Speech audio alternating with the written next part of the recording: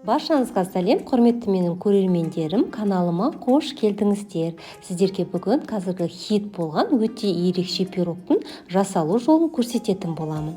Видеоның соңына дейін қарап шығуларыңызды сұраймын. Ең алдымен бір дана жұмыртқамызға 50 грамм қант қосып араластырып аламыз, әппақ көпіршік болғанға дейін. Мен бұл жерде миксердің көмегіне жүгіндім. Егер сіздерде миксер болмаса, шайқағышпен, яғни венчикпен араластырсаңыздар да болады. Әппақ массамыз дайын болған кезде үстіне бөлме температурасында тұрған 100 грамм 82% сары майымызды қосып, тағы бір келкі масса болғанша дейін шайқап аламыз. 200 грамм ұнымыздың үстіне 10 грамм қопсытқышты қосып, илеуіштен өткізе отырып, бір келкі жұмсақ, тыңдағыш, қолға жабыспайтын қамыр дайындаймыз. Достар, каналымның дамуына үлестеріңізді қоса отыруларыңызды сұраймын.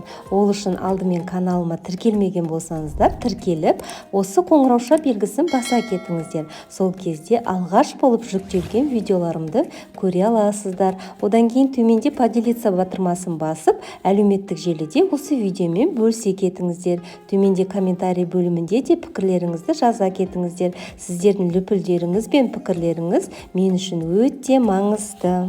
Қамырымыз өте жұмсақ, әдемі болып шықты.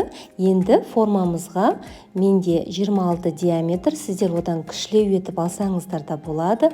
Май жағып, қолдың көмегімен қамырымызды бір келке етіп жайып аламыз. Қамырды тоңазытқышқа салмай бірден сала беруге болады. Қамырымыз тез арада формамызға бір келкі болып жайылып шықты. Енді алдын ала дайындалған шығыс тәттілерін мен ұсақтап, турайтынын турап, үгітетін оқтаудың көмегімен үгітіп алдым. Шамамен 150-200 грамм шамасындай осы салмамызды салып бір келкетіп жазып аламыз. Менде шығыс тәттілері қызыл өрік, мейіз, жаңғақ, миндаль, кешью қосылды. Үстіне қоюлатылған 250 грамм тәтті сүтімізді құямыз. Жасалу жолы небары 15 минут уақыттарыңызды алатын осы шығыс пирогын күнделікті отбасыңызға пісіріп берсеңіздер болады. Немесе мерекелік дастарханға да пісіріп ұсынсаңыз, дастарханда өте әдемі болып тұрады. Дайын болған шығыс тәттімізді 180 градус қызып тұрған пеште 25-30 минут шамасында пісіреміз.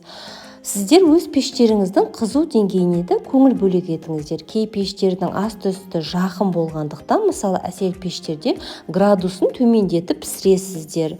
Бізде қамыры қызғылт түс болуы керек.